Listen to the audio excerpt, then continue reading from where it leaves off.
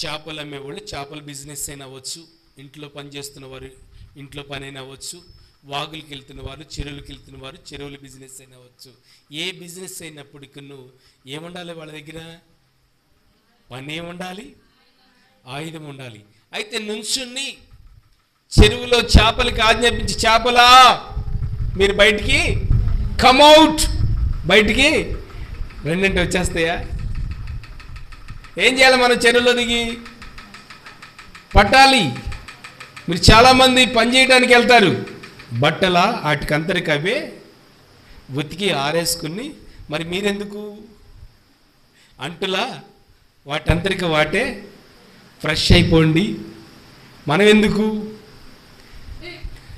ఏం తీసుకున్నాం వాళ్ళ దగ్గర? టాపీ మేస్త్రీలు అన్నారు. టాపీ పన గోడంతరికి దానంతరికి అదే కట్టుకుంటుందండి? కాదండి. ఏం కావాలని చెప్తుందంటే పని చేయాలి, దాని ప్రార్థన కూడా కావాలి, ప్రార్థన శక్తి కావాలి. శత్రువు నీ మీద దాడి చేయకుండా ఉండాలంటే, శత్రువు నీ మీద దాడి చేయకుండా ఉండాలంటే ప్రార్థన అనే కవచం ఉండాలి, ప్రార్థన అనే కత్తి నీ దగ్గర ఉండాలి, ప్రార్థన అనే శక్తి నీలో ఉండాలి, ప్రార్థన అనే కృప నీలో ఉండాలి, ప్రార్థన అనే ధన్యత నీలో ఉండాలి. ప్రార్థన లేకపోతే నువ్వు జయించలేము. ఒక ప్లాట్ కొనుక్కోవాలంటే ఆర్థికంగా సహాయం కావాలి. సహాయమే కాదండి, ఇంకేం కావాలి? ప్రార్థన కావాలి. ఇటు చూడమ్మా, ఏం కావాలి? ఇంకా ప్రార్థన. బాగా చదువుకోవాలి పిల్లలు, చదవాలి, ప్రార్థన కూడా వాళ్ళకి కావాలి. ఒక ఇల్లు కట్టుకోవాలి, ఇల్లు కట్టుకోవడానికి ఆర్థికంగా సహాయం డబ్బులు ఉన్నాయి. డబ్బులు ఉన్నప్పటికీ నువ్వు మరి ప్రారంభించినప్పుడు ప్రారంభించి ఏం కావాలి? మళ్ళీ ప్రార్థన కూడా కావాలి. ప్రార్థన శక్తి ఉండాలి. ప్రార్థన శక్తి ఉంటేనే ముందుకు కొనసాగగలం. ప్రార్థన శక్తి ఉంటేనే దీవించబడతామండి. మన అప్పు తీరాలంటే ఏముండాలి? ప్రార్థన. ఏముండాలండి? ప్రార్థన ఉండాలి. అయితే శత్రువు దాడి చేయకుండా అటాక్ చేస్తాడని చెప్పేసి ఒక చేత్తో పని చేస్తూ ఒక చేత్తో, అయితే పనిని ఈ మూలకుళ్ళు ఆ మూలకుళ్ళు మన మందిరం ఎంత దూరం ఉంది? ఇక్కడి నుంచి అక్కడ ఒక 30 అడుగులు ఉంది, 20 అడుగులు అట్లా. అయితే ఆ యెరూషలేము ప్రాకారాలు ఎంత దూరం ఉంటాయి? చాలా దూరం ఉంటాయి అన్నమాట. అయితే మరి శత్రువు దాడి చేస్తున్నప్పుడు వీళ్ళకి ఎలా తెలుస్తుంది? రమణ ఒకసారి చేస్తుంది, పాపం గారు ఒకసారి చేస్తున్నారు, జయపాల్ ఒకసారి చేస్తున్నాడు, కుమార్ ఒకసాట, నలుగురు 4 మూలలు ఉన్నారండి. ఎలా తెలుస్తుంది? ఇప్పుడైతే రమణ ఫోన్ చేసి జయపాల్కి మన శత్రువు వచ్చేస్తున్నాడు, నువ్వు సైలెంట్గా అక్కడి నుంచి వెళ్ళిపోమని ఫోన్ చేసి చెప్పుద్ది అనమాట. ఇప్పుడైతే ఏమన్నాయి? మన దగ్గర ఫోన్లు ఉన్నాయి, టక్కన అందిపోతుంది కానీ వార్త. చాలా సులువండి. మీ ఆయన తాగేసి వస్తున్నాడు, జాగ్రత్త. దేంతో? ఫోన్తో. ఈ లోపల గడిపెట్టుకుని ఎలర్ట్గా ఉంటామండి. అలజడి చేయటానికి వస్తున్నాడు, అల్లరి చేయటానికి వస్తున్నాడు. ఇంకో విషయం చెప్పుకోవాలంటే, బాగా మీ ఇంటికి మనం డబ్బులు తీసుకున్నవే అప్పులు ఆయన వచ్చేస్తున్నాడు. ఎలర్ట్గా ఉంటాం ఉండవా? అన్ని విషయాల్లో కూడా చాలా ఎలర్ట్గా ఉంటాం. అయితే సెలవిస్తుంది ఇక్కడ, దేవుని వాక్యం సెలవిస్తుంది, పరిశుద్ధాత్మ దేవుడు తేటగా స్పష్టంగా మాట్లాడుతున్నాడండి. శత్రువు మన మీద దాడి చేసినప్పుడు కంపల్సరీగా ప్రార్థన అనే శక్తి మనకు ఉండాలి. మనం దీవించబడాలి, ఆశీర్వదించబడాలి, ముందుకు వెళ్ళాలంటే ప్రార్థన అనే శక్తి మనకి ఉండాలండి. అలాగే వాళ్ళు ఎలా వచ్చి మీద పడిపోతారని అక్కడొకళ్ళు ఉంటే నెహెమ్యా సిగ్నల్ ఇచ్చాడంటే ఏంటంటే బాకా ఊదాలి. ఏమోదాలంటే అండి? బాకా. చూసారా బాకా? ఎంతమందిని చూసారు? ఒకసారి చేసి చూపించండి బాకా చూసిన వాళ్ళు. బాకా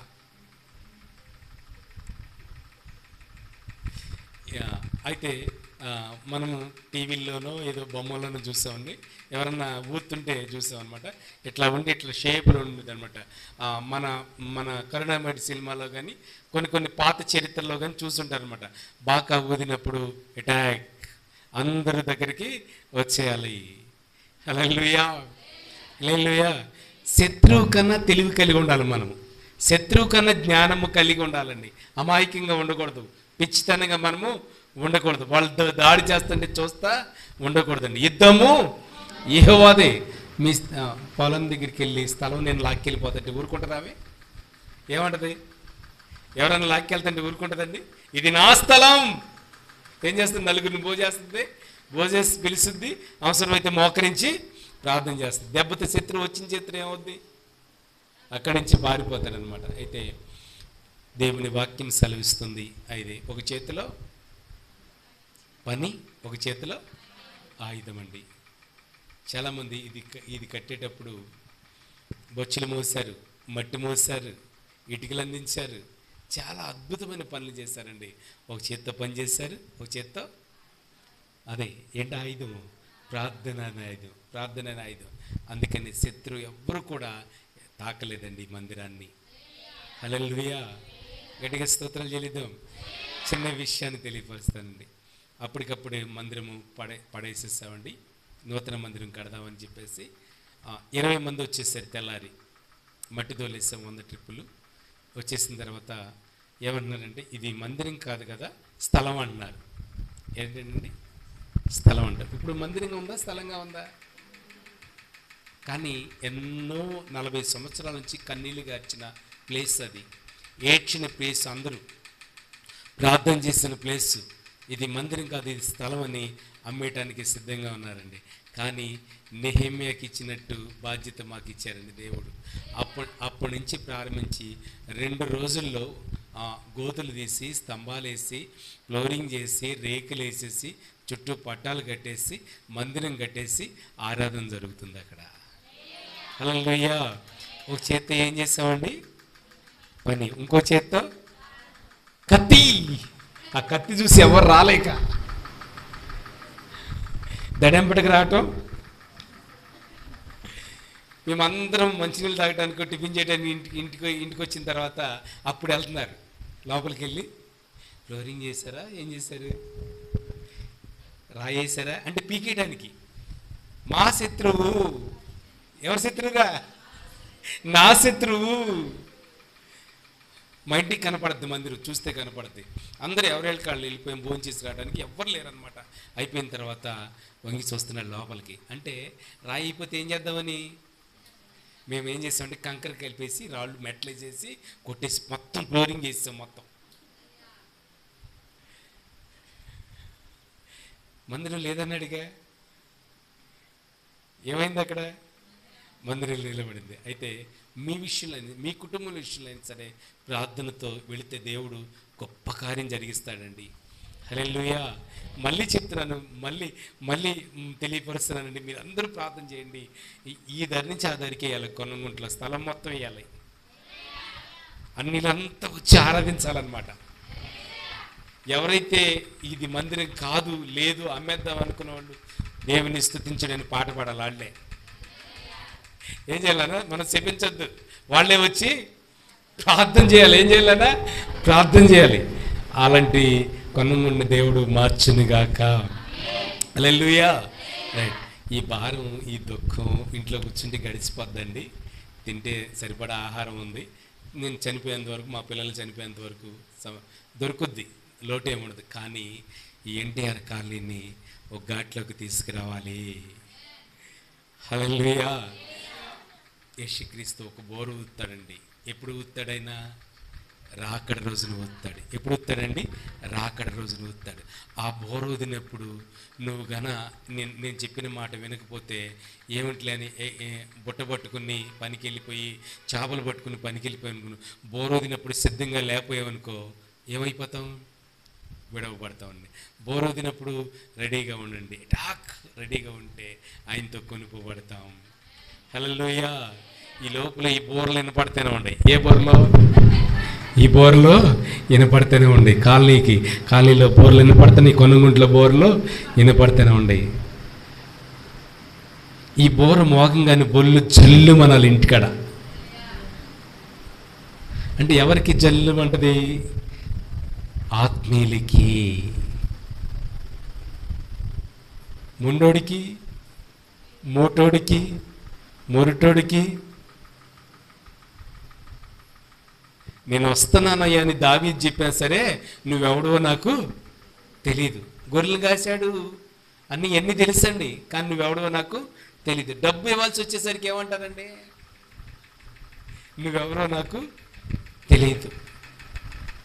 రూపాయలు తీసుకున్న తర్వాత తీసుకున్న దాకా ఈ కాళ్ళు కాదు ఇది ఈ చేతులు కాదు నాయనా.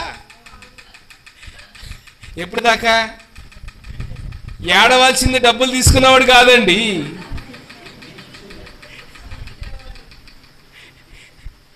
షుగర్లు ఎందుకు వచ్చేస్తున్నాయి? డబ్బులుండి కూడా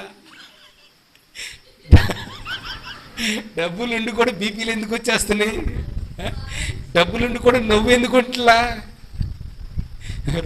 రూపాయి బోగు చేసి వాడికి ఇచ్చాను, వాడు నాకు డబ్బులు ఇవ్వట్లా. హ్యాపీగా జీవిస్తున్నాడండి, ఎంజాయ్గా జీవిస్తున్నాడండి, చక్కగా జీవిస్తున్నాడండి, చక్కగా ఉంటున్నాడండి. దయచేసి గమనించండి. ఇంత గొప్ప మందిరం కడతానని నేను అనుకోలేదండి. చాలామంది నా దగ్గరికి వచ్చారు, నాన్న బద్దలు పెడతావా అన్నారండి. ఇక్కడికి వచ్చినప్పుడు నేనేమనలేదండి. అన్నా ఏమన్నా తాటాకులు కప్పుతావా అన్నారండి చాలామంది. మీరెవ్వరు కూడా ఈ మందిరం ఇట్లా ఏర్పడుద్దని ఎవరు ఊహించలా, నేను కూడా ఊహించలా. ఎవరి ప్రణాళిక? దేవుని ప్రణాళిక. పని ఉంది, ప్రార్థన ఉంది. నాగరాజు గారిని తీసుకెళ్ళాను నేను ఐరన్ కొనటానికి. తను 70,000 చెప్పాడండి. 70,000 చెప్పేవాడికి అన్న ఇప్పుడే వస్తాను అన్నాడండి నాతో. ఆ కుక్కల గేట్ సందులో ఇప్పుడే వస్తాను అన్నాడు, వెళ్ళిపోయాడండి. అంటే ఆయన్ని ఏమన్నా అడుగుతానేమని, మరి అందరి మీద పడద్దేమని మరి భయం వేసిందో ఏం జరిగిందో మొత్తానికి తెలియదండి. కానీ ఐరన్ కొనటానికి దేవుడు గొప్ప భాగ్యాన్ని ఇచ్చాడండి. ఆ రాడ్లు చూడండి, మన ఇంట్లో మీ ఇళ్ళల్లో ఎవరి ఇళ్ళల్లో ఉండవు ఆ రాడ్లు. హల్లెలూయా. 5 స్టేర్ల వరకు వేసుకోవచ్చు దేవుడు. హల్లెలూయా. దేవుని మహాకృపను బట్టి నా శత్రువు ఎవరండి? నా శత్రువు. ఒకసారి మన ఇంట్లోనే మన ఆత్మీయుల్లోనే శత్రువులుగా తయారవుతారండి. కానీ అటువంటి వాటిని కూడా దేవుడు లేకుండా చేసి గొప్ప మందిరాన్ని ఇచ్చాడు దేవుడు. హల్లెలూయా. ఇప్పుడు అక్కడక్కడ గ్యాప్ ఉందండి. ఇదిగో అక్కడ గ్యాప్ ఉంది, ఆ డెల్చే దగ్గర ఇక్కడ ఒక గ్యాప్ ఉంది, మారే గారి దగ్గర ఒక గ్యాప్ ఉంది, ఈ గ్యాప్ ఉందండి. ఈ 4 గ్యాపులను కూడా నా దేవుడు పూడ్చును గాక. 1 2 3 4 5 6 7 8 9 10 11 12 13 18 20 21 22 23 24 25 30 మంది లోపు ఉన్నారనమాట. ఇంకొక 30 మంది ఉన్నారు మనోళ్ళు, ఇంకా 30 మంది ఉన్నారండి. టూరిల్ వాళ్ళే కానీ ఎవరన్నా కానీ మొత్తం 30 మంది అండి. నిండిపోద్ది. 30 మంది వస్తే నిండిపోద్ది అనమాట. అప్పుడు మళ్ళీ కొత్తగా ఎక్స్టెన్షన్ చేయాలన్నమాట. గట్టిగా స్తోత్రాలు చెల్లిద్దాం. దేవుడు చేస్తాడు చేయడా? మరి చెప్పండి హల్లెలూయా అని. యేసయ్యకి మహిమలు చెప్పండి. హల్లెలూయా. అట్టి కృప మన ప్రాంతానికి దయచేయునుగాక. నేను లేకపోతే సువార్త ఆగదు, ఇంకొకరు లేకపోతే సువార్త ఆగదు, ఇంకొకరు లేకపోతే సువార్త ఆగదు. వెదజల్లతానే ఉండాలి. దావీదు రాజు గారు కొంతమందిని కట్టాడు, బాబానే మరొక కొంతమందిని కడతాడు, రాకేష్ బాబు మరొక కొంతమందిని కడతారు, హేమచంద్ర మరొక కొంతమందిని కడతాడు, సామ్యూల్ మరొక కొంతమందిని కడతాడు, జాకబ్ కొంతమందిని కడతాడు. ఒక బజార్ మందిరం అవ్వాలి. మనం చూసినా చూడపోయినా అవుదా? వాళ్ళ తరం వచ్చేపటికి అవుద్దండి. అట్టి కృప కొనంగుంటకి ఎన్టీఆర్ కాలనీకి దయచేయను గాక. ప్రార్థన చేసుకుందాం. హృదయపూర్వక వందనాలు. తమ్ముళ్ళు మీకు కూడా అందరికీ వందనాలండి. ఏమంటే ఆ విషయము, రాజు దగ్గర గిన్నె అందించేటప్పుడు ముఖము దుఃఖముఖంగా ఉంది, ముఖము వికారంగా ఉంది, కొంచెం బాధగా ఉంది ముఖము. ఏమైనా బాధపడుతున్నాం అన్నప్పుడు ఏమన్నాడు? అయ్యా, నా పూర్వీకులు సమాధులున్న ప్రాంతము కూల్చబడింది, కాల్చబడింది. ఏమంటండి? కూల్చబడింది అనండి ఒకసారి. కూల్చబడింది, కాల్చబడింది. అయ్యా, నా ప్రజలు అక్కడొకళ్ళకి వెళ్ళిపోయారు, వాళ్ళందరినీ పోగు చేయాలి. నేను ఏం చేయాలంటండి? పోగు చేయాలి. నేను కూడా ఈ ప్రాంతంలో, ఎన్టీఆర్ కాలనీ ప్రాంతంలో అందరినీ పోగు చేయాలని ఒక ఆశ అని హైదరాబాదు 6 రోజుల నుంచి ఫోన్ కొడుతున్నా, రింగ్ అవుతుంది కానీ తీట్లా. ఉన్నారు కదా మన ప్రజలు, అక్కడికి వెళ్ళి ఉన్నారు కదండి. మీకన్నా ఎత్తుతారేమో చేయండి అమ్మా, అయిపోయినాక చేస్తారా?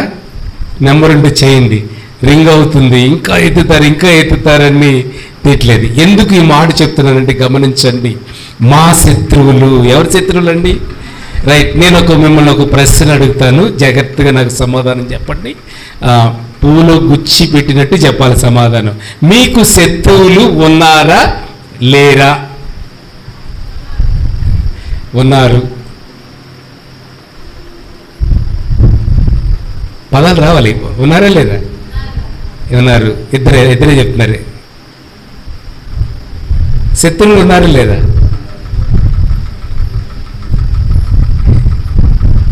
ఇక్కడ నెహెమ్యా అంటున్నాడు చూడండి, ఎవరో శత్రువులు అంటలా, ఏమన్నాడండి? మా శత్రువులు. ఎవరంటండి? మా శత్రువులు. మీరు చాలా పదాలు విన్నారు, చాలా చోట్ల నా స్నేహితుడు అన్నారు, చాలా చోట్ల మా తమ్ముడు, మా అన్నయ్య, నా కొడుకు, నా కూతురు, నా భార్య, నా భర్త, నా బంధువులు. ఇక్కడ ఇదేంటండి? ఎప్పుడన్నా మా బంధువులు వస్తున్నారు ఇవాళ, రేపు వార్షికోత్సవంగా నేను చెప్పాను, మా బంధువులకు కూడా కబురు పెట్టాను. ఏమన్నా నేను? మా బంధువులు. ఎప్పుడన్నా వార్షికోత్సవం ఉంది అని తెలుసుకుని మీకు అనౌన్స్ చేసినప్పుడు మీరు ఎప్పుడన్నా మా శత్రువులు ఈ రోజు వస్తున్నారు అన్నారా? అన్నారండి? కానీ నెహెమ్యా అచ్చు గుద్దినట్టు, ప్రింట్ గుద్దినట్టు మా శత్రువులు, మన శత్రువులు దాడి చేయటానికి పన్నాగం పొందుతున్నారు, ఆపటానికి చూస్తున్నారు. ఈ ప్రాకారాలు కట్టకుండా ఆపటానికి చూస్తున్నారు. ఈ కాల్చబడిన గుమ్మాలు కట్టకుండా ఆపడానికి చూస్తున్నారు అని ఆ ప్రజలకు చెప్పంగానే ఏమయ్యారంట ఆ ప్రజలు?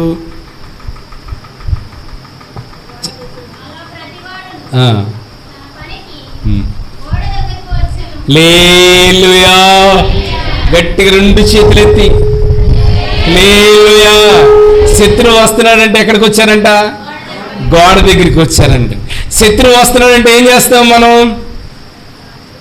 మన శత్రువు వస్తున్నాడండి, మనకు విరోధి వస్తున్నాడు, మనకు నచ్చనం ఎదురైంది, మనకు నచ్చనాయన ఎదురయ్యాడు, మనం తిట్టేవాడు ఎదురవుతున్నాడు, మన కొట్టేవాడు ఎదురవుతున్నాడు, మన శత్రువు మనకి ముందుగా వస్తున్నాడు. మనం ఏం చేస్తాం? పక్కకుండా వెళ్ళిపోతామండి. ఆ పని మనం చేయము. వింటారా? చాలా చాలా జాగ్రత్తగా. అయితే ఏదన్నా ఒక పని ఇంట్లో చేస్తున్నాం అనుకో, ఆ పని చేయటం ఆపేసినాక ఆ శత్రువు మనకి విరోధి వెళ్ళిపోయిందా ఉందా చూసినాక మళ్ళీ నాకు బాగా మొన్న మధ్య నేను విన్నానండి. మొన్న మధ్య ఒక పొట్టి మరుగుజ్జు పాస్టర్ గారు చనిపోయారు. ఏం పేరు నాన్న? జోసఫ్, పొట్టి జోసఫ్. ఇంతే ఉంటాడండి. హౌస్ విజిటింగ్కి వెళ్ళాడంట, నాకు లేకనే ఇంటికి వెళ్ళాడంట.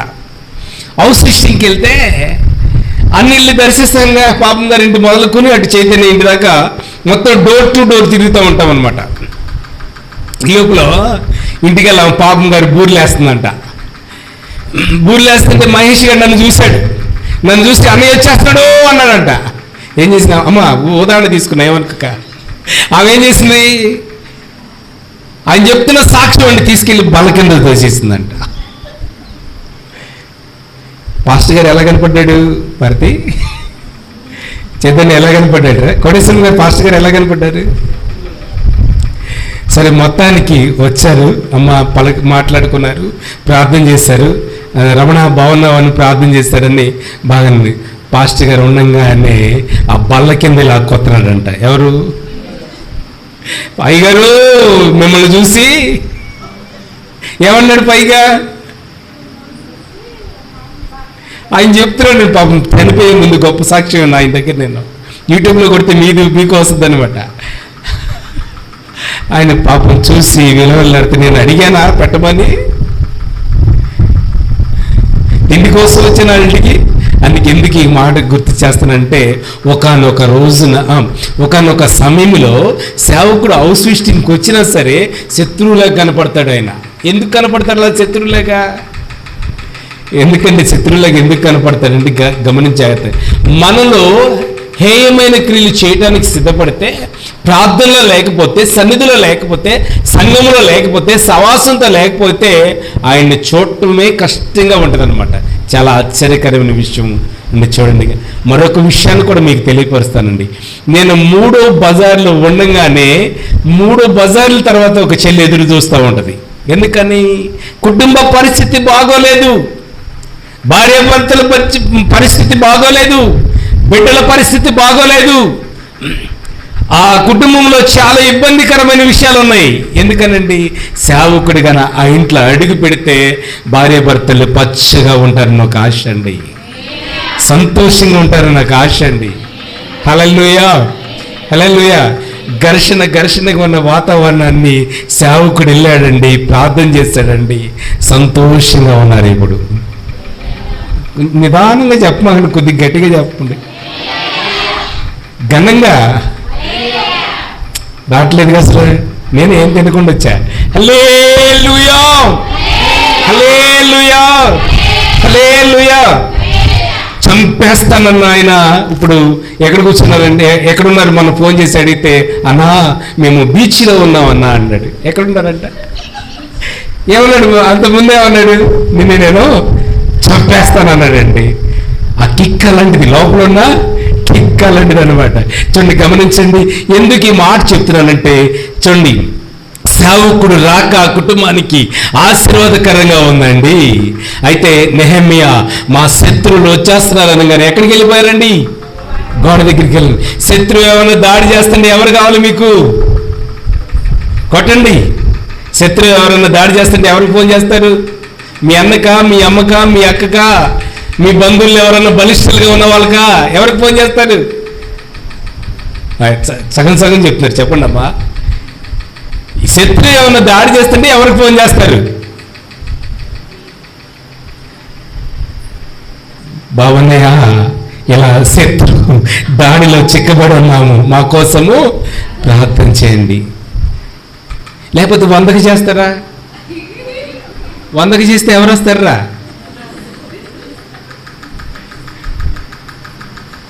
వాళ్ళు మీ చిక్కులు విడవండి. ఏం చేస్తారు వాళ్ళు వచ్చి? అమ్మా, మీకు ఇంకా చిక్కుల్లోకి పెడతారండి. మీకు సమస్యలు పోవండి. మీ దగ్గర ఆ భార్య దగ్గర రహస్యాలు తీసుకుంటారు, భర్త దగ్గర రహస్యాలు తీసుకుంటారు. ఎక్కడ వీక్ పాయింట్ ఉందని చెప్పేసి ఆయనకి ఇంకా కలవకుండా చేస్తారు వాళ్ళు. ఎవరాళ్ళు? 100 పోలీసులు అనకండి. ఎవరండి? 100. ఎవరండి? 100. అయితే గమనించండి, పరిశుద్ధాత్మ దేవుడు చెప్తున్నాడండి, మా శత్రువులు వచ్చేస్తున్నారని చెప్పగానే గోడ దగ్గరికి వెళ్ళి నిల్చున్నారంట. హల్లెలూయా. మా శత్రువులు వచ్చేస్తున్నారంటే పారిపోయి, తోక ముడుచుకుని పారిపోయే వాళ్ళు చాలా మంది ఉన్నారండి. శత్రువు గుమ్మం ముందుకు వస్తే నిలబడే చెల్లెళ్ళు, నిలబడే తమ్ముళ్ళు అనేక మంది ఉన్నారు ఇక్కడ. ఎవరిచ్చారు ఆ భాగ్యము? దేవుడండి. శత్రువు ఎవరన్నా సేవకుడి మీద దాడి చేస్తున్నా, ఎవరన్నా మాట్లాడడానికి వచ్చినా, ఎవరన్నా ఏదన్నా చేయడానికి వచ్చినా నిలబడే నెహెమ్యాలు ఉన్నారు ఇక్కడ. నెహెమ్యాలు ఉన్నారు, నిలబడే నెహెమ్యాలు ఉన్నారు. హల్లెలూయా. మీరు దాక్కుంటే నాకెందుకులే అనుకుంటే లెక్క అడుగుతాడు తెలుసండి దేవుడు. బాబాని చెప్తున్నాడని కాదండి, రాహాబని వేసండి, తిరగబోద్దండి, కానీ ఇష్టానుసారంగా తిరిగేదండి. మేడ మీద పెద్ద మిద్ది మీద ఇల్లు కట్టిందంటండి. ఎందుకు మిద్ది మీద ఇల్లు కట్టింది? వేసులు ఎలా ఉంటారు? వెరైటీగా ఉంటారండి. మామూలు స్త్రీ నడిచి వెళ్తే ఎవరు చూడరండి. వేసి నడిచి వెళ్తుంటే ఎలాగుంటది? మామూలు నడవదండి. దేవుడిచ్చిన నడక నడవదండి. దేవుడిచ్చిన మాట మాట్లాడదండి. దేవుడిచ్చిన ఆలోచన ఆమెకు ఉండదండి. వెరైటీగా ఉండాలి, నన్ను అందరూ చూడాలని ఎక్కడ కట్టింది? మిద్ది మీద కట్టిందంట ఇల్లు. కానీ వేసే కానీ ఈ మాట చెప్పడానికి చెప్పానండి. అయితే ఇజ్రాయేల్ ప్రజలు వెళ్ళారండి, జమ్మి కట్టలో దాసిందండి. దాసిన తర్వాత ఒక మాట అడిగిందండి వేసైనప్పటికీ, అయ్యా మీ ప్రజలు యుద్ధం చేసి మా దేశాన్ని సంహరింపజేస్తారు, మా ప్రజలందరూ చనిపోతారు. నాకు ఒక కోరిక ఉందండి. ఏంటి ఆ కోరిక? నన్ను, నా బంధువుల్ని, నా కుటుంబీకుల్ని చనిపోకుండా కాపాడండి. హల్లెలూయా. రెడ్డ తాడు కట్టుకమ్మా నీ ఇంటి ముందు, ఏ సంహారకుడు కూడా నీ ఇంట్లోనికి రాడు అని చెప్పేసి ఆమెను ఆస్వాదించి వెళ్ళిపోయారండి. అంటే ఇది సపోర్ట్, సేవకునికి సహకారము. కొడితే నాకెందుకులే, తిడితే నాకెందుకులే అని అలా అశ్రద్ధ ఉండకూడదు. దేవుని లెక్క అడిగే రోజు, సమయం ఒక రోజు వస్తుంది, అయితే నిలబడాలి. అయితే పవిత్రమైన గ్రంథములో ఆమె పేరు రాయబడింది. ఎవరి పేరు? రాహాబ్ అనే వేశ్య. అయితే పరిశుద్ధాత్మ దేవుడు స్పష్టంగా సెలవిస్తున్నాడు అండి. జీవంగల గోడ కట్టడానికి వెళ్ళారండి. ఏం కట్టడానికి అండి? గోడ కట్టడానికి వెళ్ళారంటే. మీకు గడిచిన శనివారం అంతకుముందు కూడా చెప్పానండి, అక్కడికి వచ్చేసింది మన బద్దిల మందిరంలోకి. మీరు మోగటానికి వీల్లేదు, మైకి పెట్టడానికి వీల్లేదు, బాక్స్ పెట్టడానికి వీల్లేదు. చాలా ఆశ్చర్యకరమైన విషయం ఏంటంటే చప్పట్లు కూడా, విన్నారా నాన్న? నాకు గుర్తుంది, చప్పట్లు కూడా కొట్టకూడదు. అమ్మా మేము కొంతకాలం అయిన తర్వాత ఇక్కడ తీసేస్తాము, ఇక్కడ ఉంచాము, ఇక్కడ పలానా చాటు పెట్టుకుంటాము అంటే అక్కడ కూడా నిన్ను కట్టనీను, పెట్టనీను కాదు, కట్టనీను పెట్టనీను. ఆశ్చర్యం అనిపిస్తుందండి. నేను నిజంగానే భయపడ్డానండి. నా శత్రువు ఎవరామే? తమ్ముడు ఎవరామే అనండి. నాకైతే నీకు కూడా శత్రువుగా అనండి. నా శత్రువు అనండి. నా శత్రువు. కళ్ళ మీద పొరలు పెట్టాడు దేవుడు. ఏం చేస్తాడండి? కళ్ళ మీద పొరలు పెట్టాడు. పొరలు పెట్టి ఇది కట్టేంత వరకు కనపడకుండా చేశాడు. అడ్డం ఎంత దూరం? ఏ తమ్ముడు, అడ్డం ఎంత దూరం? గోడ అనండి. అడ్డం ఎంత దూరం అండి? దేవుడు ఎంత ఆశ్చర్యకరుడో తెలుసండి. ఇజ్రాయేల్ ప్రజల్ని మట్టి పీసుకునేటప్పుడు మొరపెడితే విడిపించాడండి. మీరు వెళ్ళండి, మీతో ఉంటానని చెప్పినప్పుడు వాళ్ళు ముందు నడుస్తుంటే శత్రువులు కత్తి తీసుకుని వస్తున్నారండి చంపేయడానికి. అయ్యా వాళ్ళు వచ్చేస్తున్నారయ్యా, చంపేస్తారయ్యా అన్న సమయంలో ప్రార్థన చేస్తే వీళ్ళకేమో పగలంట, వాళ్ళకేమో చీకటంట. ఎన్ని దేశాల గ్యాప్ ఉంది? ఇప్పుడు అమెరికాలో చీకటి, ఇప్పుడు మనకి పగలు. అమెరికాలో ఉన్నారు వాళ్ళు, ఎక్కడున్నారండి? పక్కనే. వాళ్ళకి ఎలా ఉందంటండి? చీకటి. రమణ కనపట్ల, కుమార్ కనపట్ల, జైపాలు కనపట్ల. చీకట్లో ఎవరిని కొడతాం? మన వాళ్ళని కొడతామో వాళ్ళని కొడతామో తెలియదు. చీకట్లో తెలుస్తుందండి. అందుకని గొడవలు ఎప్పుడు జరుగుతాయి? కొట్లాట్లు ఎప్పుడు జరుగుతాయి? చీకట్లో వెళ్ళరు. ఎందుకని? ఎవరిని కొట్టేదో తెలియదు కాబట్టి దేవుడు ఏం చేశాడో తెలుసండి. వాళ్ళకి ఇజ్రాయేల్ ప్రజలకి వెలుతురునిచ్చాడు, వీళ్ళకి చీకటిచ్చాడు. ఇప్పుడు హల్లెలూయా అని చెప్పేసి వెనకాల వచ్చేస్తున్నారు, ఇంకా భయపడుతున్నారండి. చూడండి ఎంత ఆశ్చర్యకరమైన విషయం చూడండి. మోషే ప్రార్థన చేశాడు, ఎర్ర సముద్రంని రెండు పాయలుగా చేశాడండి. ఇజ్రాయేల్ ప్రజలు నడుచుకుంటూ వెళ్ళిపోతున్నారు. భార్యలు, భర్తలు, పిల్లలు, గొర్రెలు, మేకలు, సంపదంతా నడుచుకుంటే, గాడిదలు, బరువులు అన్ని వేసుకుంటూ నడుచుకుంటూ వెళ్ళిపోతున్నారండి. ఈ లోపల ఎవరు వచ్చారు? ఫరో సైన్యం వచ్చిందండి. వాళ్ళు నడుచుకుంటే అని చెప్పి వీళ్ళు కూడా నడుచుకుంటూ వెళ్ళారండి. పాయలుగా చేల్చబడింది కదా, వాళ్ళు కూడా నడుచుకుంటూ వెళ్ళారు. ఇజ్రాయేల్ ప్రజలు